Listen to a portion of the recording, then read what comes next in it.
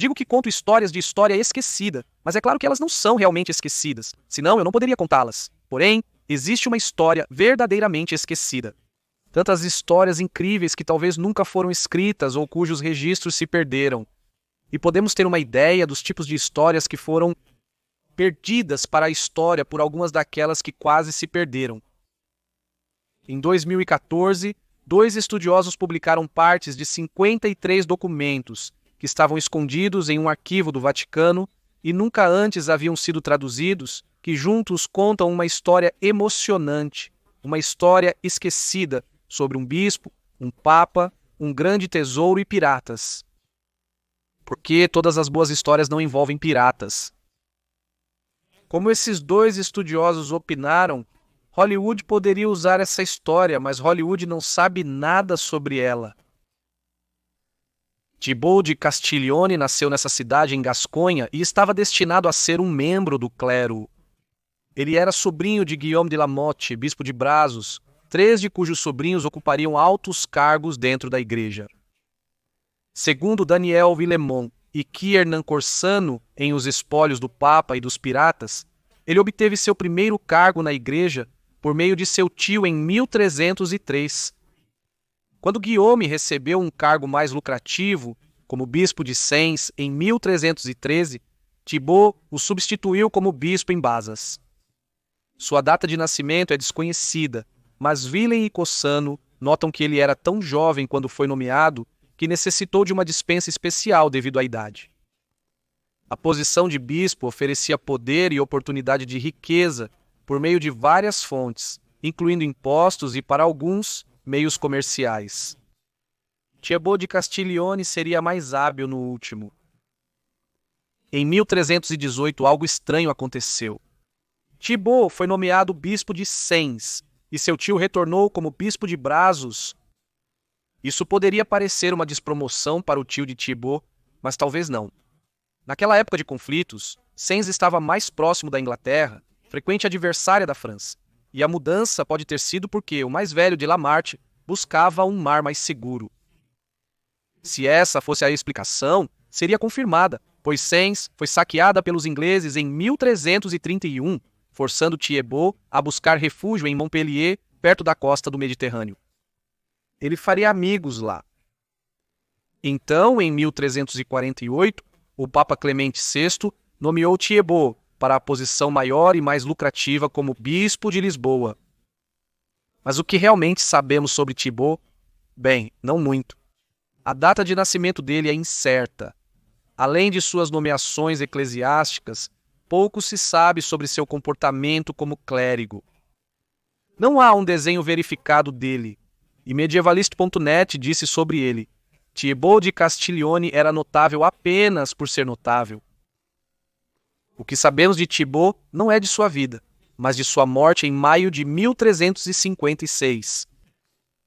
Ou melhor, a partir da contabilidade de seus bens na época de sua morte, realizada em nome de Renaud Maubernard, nomeado pelo Papa Inocente VI para substituir Thibaut, tão logo o papado soube de sua enfermidade. Parece estranho que ele tenha sido substituído tão rapidamente. Um substituto foi enviado antes mesmo da notícia de sua morte chegar. Inocente parece ter tido um motivo para agir tão rapidamente. Villeman e Cossano escrevem que ele, não querendo deixar as dívidas do verão em aberto ou nas mãos de um bispo eleito pelo capítulo, nomeou imediatamente um novo bispo. E parece não ser coincidência que o novo bispo era anteriormente o tesoureiro papal. A morte de Thibaut de Castillon, bispo de Lisboa, foi tão importante para o Papa Inocente VI porque Thibaut era, em termos leigos, imundo, fedorento, rico. Thibaut parece ter se envolvido em negócios desde sua época em Montpellier. Lá, Thibaut se envolveu em vários esquemas e investimentos com importantes comerciantes. Thibaut permaneceu em Montpellier por 3 anos após ser nomeado bispo de Lisboa.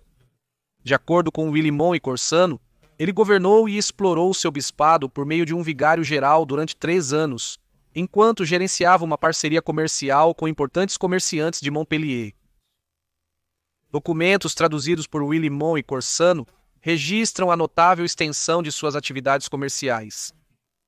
Em 1351, ele investiu 11.083 ecos de ouro com o comerciante Pierre Legatru para participar de vários esquemas, incluindo a compra de uma grande quantidade de lã para a negociação.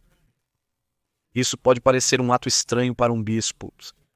Thibaut não fez voto de pobreza, o que não era obrigatório para todo o clero. No entanto, Willem e Corsano observam que o envolvimento do bispo no comércio era canonicamente irregular. Mas seu passado no comércio do Atlântico e do Mediterrâneo pode ter sido visto pela Câmara Apostólica, o Tesouro Papal, como uma experiência desejável para um bispo em Portugal. Mas negociar e fazer acordos na medida em que Thibaut estava era pelo menos impróprio, e talvez mais.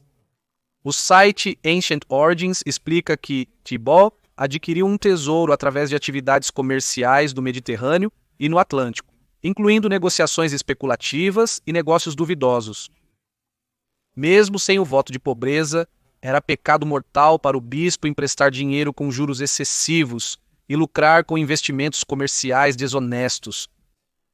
Willem e Corsano explicam que a usura era um pecado mortal e o lucro de investimentos comerciais era considerado como tal. E não há dúvida de que o Papa estava ciente desses negócios. Em 1355, o coletor papal em Lisboa morreu e Jean de Grigue, descrito como um comissário especial para o tesouro, foi enviado a Lisboa para investigar as contas duvidosas do coletor falecido. As pessoas no tesouro papal conheciam bem os negócios de Thibaut, apesar de sua tentativa desajeitada de escondê-los, segundo William e Corsano. Em Barcelona, a caminho de Lisboa, Thibaut executou um pacto extraordinário no qual ele transferiu o dinheiro de Thibaut para Nogatru, que se dizia estar em depósito se comenda, e não se fez nenhuma menção a lã. A redação ambígua do documento, que diferencia depositum de comenda, foi calculada para obscurecer as atividades extracanônicas de Thibaut enquanto criava um registro do negócio para proteger os interesses das partes. Então, por que o Papa estaria tão indiferente a um bispo cometendo o pecado mortal da usura? Segundo Wilhelmine e Cassano, a Câmara buscava capturar toda a riqueza da obra de Thibaut, como espólios quando ele morresse. Inocente VI foi o quinto Papa de Avignon.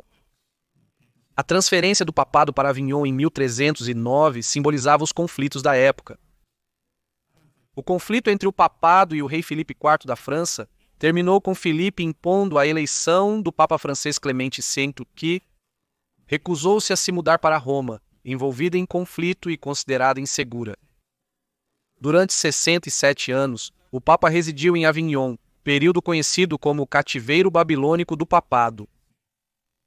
Mas Inocêncio VI não só teve que lidar com conflitos em Roma, como também lutou financeiramente. O site História do Papa explica: Papa Inocêncio VI lutou com finanças durante a maior parte de seu papado. A riqueza acumulada pelos papas, João XXII e Bento XII, foi desperdiçada no luxuoso papado de Clemente VI, antecessor de Inocêncio VI, forçando este a tomar medidas drásticas e humilhantes para economizar dinheiro. Muito estava em jogo, como a devastação de Avignon pela peste negra em 1348 e ameaças de invasão por bandidos, que forçaram Inocêncio a iniciar a construção de muralhas para defender a cidade. Não há prova de que Inocêncio ignorou deliberadamente para ganho próprio, mas quando Thibaut de Castiglione morreu, Inocêncio VI e a Câmara Apostólica agiram prontamente. Medievalista.net escreve: Jean de Garrigue entrou em ação e, alegando que os vários truques que Thibaut havia realizado tinham sido por intermédio da Igreja, assumiu o título de todo o tesouro. Garrigue foi meticuloso em seu trabalho e é através de sua contabilidade que sabemos a maior parte sobre a fortuna de Thibaut. Ele catalogou, avaliou e vendeu da melhor forma possível as posses de Thibaut, incluindo mais de 20 cavalos e mulas. Ele pagou pelo funeral e dívidas de Thibaut, além de cobrar os valores devidos a ele e rescindir sua casa. E após um devastador terremoto em Lisboa em novembro de 1356, fez uma doação do tesouro de Thibaut para reconstruir parte da catedral danificada. Ainda assim, quando tudo foi dito e feito, de Grieg partiu para Avignon em um barco chamado Savicente, cheio de ouro, prata, pedras preciosas, anéis, vestimentas, livros, linhos, tapeçarias e roupas, joias, bolsas, cintos e espadas, relíquias e relicários, pedras de altar e altares portáteis, dinheiro, peles e pratos. Além das guerras, bandidos, peste e terremotos, a França do século XIV enfrentava outro desafio. Em 1356, a guerra estourou entre o rei Pedro IV de Aragão e o rei Pedro de Castela. A guerra era pela coroa de Castela, resultado de uma guerra civil, e também podia ser vista como um desdobramento da Guerra dos 100 Anos. Isso criou um problema particular, escreve medievalist.net. Pedro de Aragão almejava controlar o Mediterrâneo. Para isso, ele construiu uma grande marinha para explorar a guerra, visando esmagar seu rival Gênova e Castela. Ele então não deu muito o que fazer a eles, e as marinhas de Gênova e Castela não agiram para resolver a situação, indo para Aragão. Isso resultou em muitos navios poderosos com marinheiros entediados e violentos de 3 reinos diferentes, vagando por toda a parte. Porque as melhores histórias não envolvem piratas? Willeman e Cassandra relatam que o portador do tesouro Salvicente foi capturado próximo a Cartagena por 2 galeras, uma de Sevilha, liderada por Martim Johannes, e outra comandada pelo genovês Antônio Botafoque. Isso já era estranho. Portugal era aliado de Castela e Gênova, e assim Salvicente, teoricamente, era um amigo. No entanto, medievalist.net nota que os marinheiros entediados sentiram uma chance de diversão e riquezas. Eles apreenderam o navio, desembarcaram o tesouro papal em Cartagena, o dividiram e fugiram.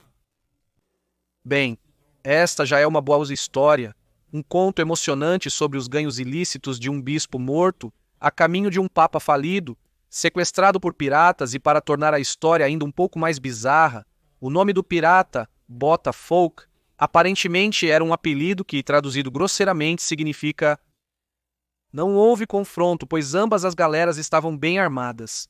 De acordo com Live Science, registros mostram que a tripulação portava cutelos e picas de guerra, e a galera de Botafoque tinha pelo menos 7 balistas, grandes dispositivos capazes de lançar projéteis de pedra de 9 polegadas em alta velocidade. Garrigue apresentou queixa criminal contra os comandantes piratas em Cartagena, aparentemente sem sucesso. E esse poderia ter sido o triste fim da história do bispo, do papa e dos piratas, não fosse pelos peidos de fogo. Azar. A galera foi levada à costa no sul da França. Perto da costa, os sargentos reais da guarnição capturaram a tripulação de remo, a galera e seu tesouro, segundo Willemette e Cassano. Em uma época em que o status era muito importante, isso também valia para os piratas. A tripulação pirata foi toda enforcada na praia, como os Tusumene Generis, inimigos da raça humana, mas Willeman e Cassano notam que os oficiais conseguiram obter um desfecho melhor para si mesmos. Segundo o medievalist.com, eles tentaram escapar com muitas moedas e, ao serem capturados, as entregaram ao bispo Torino, conseguindo assim comprar suas vidas e liberdade. Foi uma situação difícil. Enquanto uma venda e alguns pequenos itens caíram nas mãos dos pescadores locais que encontraram o barco assim que ele encalhou, não faltaram outros para reivindicar o tesouro pirata, incluindo representantes do bispo local e um juiz real. Mas Willimon e Cassano notam que o subcoletor papal que havia estado a garantir os despojos de Thibaut em Montpellier veio até a costa. Ele reconheceu a propriedade episcopal na galera e reivindicou os despojos de Thibaut para o Papa. Grieg testemunhou, e a maior parte do tesouro voltaria ao Papa, exceto o que Johannes e sua tripulação levaram, nunca mais vistos nos registros históricos. Mas aqui a história dá outra reviravolta estranha. Enquanto as partes reivindicavam o tesouro, Pio Le Gautreau, o cúmplice comerciante de Montpellier de Thibaut, fez uma reivindicação, e após investigação pela Câmara Apostólica, Le Gautreau devia uma dívida a Thibaut em vez de ser devedor. E isso tinha a ver com a remessa de lã na qual Thibaut havia investido tanto. Medievalist.net explica que a dívida que Lagoutre devia era o resultado de ele ter perdido uma carga de roupas de lã para, ironicamente, piratas em 1535. Como os piratas eram de Valência, Lagoutre processou por danos, mas, diferentemente de Garrigue em Cartagena, obteve alguma satisfação. Medievalist continua.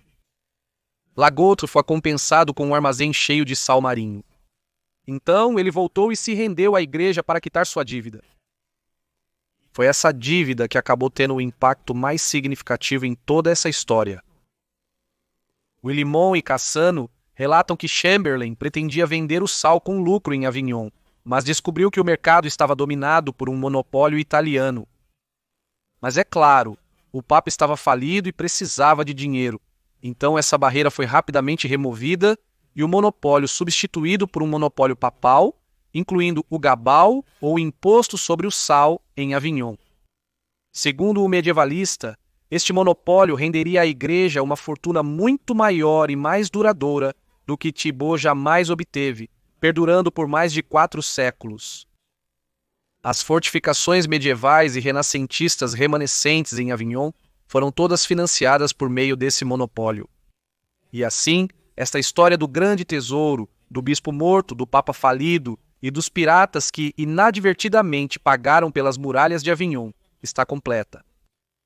O mais interessante é que essa história teria sido esquecida, perdida no Archivum Secretum, a biblioteca privada do Vaticano, se não fosse pelos esforços de 2 estudiosos.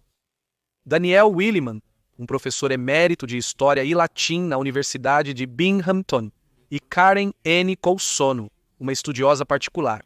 Graças aos seus esforços, essa história quase esquecida, que merece ser lembrada, foi preservada. Eles escreveram, na introdução do seu livro, temos coletado e transcrito esses registros do arquivo do Vaticano por 50 anos, e agora, para contar essa pequena história e todos os seus detalhes legais, a coleção parece completa. Bem, este cara da história é grato pelo trabalho deles. Espero que tenha gostado deste episódio do Cara da História. Se gostou, sinta-se à vontade para curtir, se inscrever e compartilhar com seus amigos. E se você também acredita que a história merece ser lembrada, então você pode apoiar o Cara da História como membro no YouTube, apoiador em nossa comunidade e locais, ou como patrono no Patreon. Confira também nossa loja de mercadorias ou reserve uma mensagem especial do Cara da História no Camil.